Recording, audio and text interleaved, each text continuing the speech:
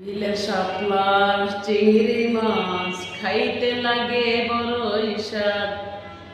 কালা বেগুন আর চিংড়ি মাছ খাইতে লাগে বড়ই স্বাদ। ইলিশ মাছ আর কালা বেগুন খাইতে লাগে বড়ই স্বাদ।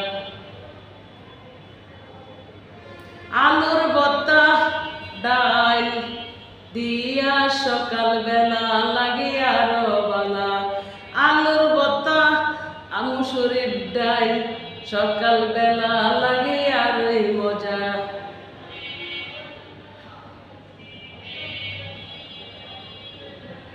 গরুর গোস্ত বোনা করলে সাথে লাগে খিচুড়ি।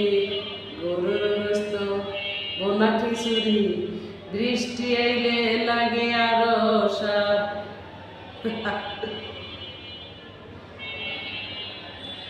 গরুর গোস্ত বোনা খিচুড়ি বৃষ্টি আসলে লাগে স্বাদ। চিংড়ি আর কালা বেগুন বোনা করলে খুবই লাগে স্বাদ। করলা আর চিংড়ি মাছ কষা খুবই স্বাদ।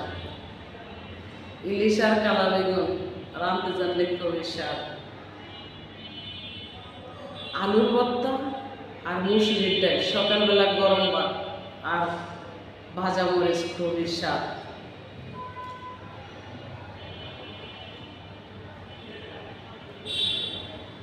চেপা শুটকির ভর্তা আর গরম ভাত সকালবেলা এতটাই স্বাদ, স্বাদ আর স্বাদ।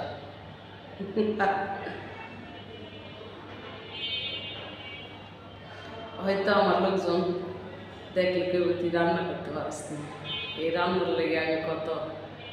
তবে আমিও বাগদাদি খিচুড়ি রান্না করতে পারি এখন। কুইয়া কাপের খিচুড়ি রান্না করতে পারি এখন।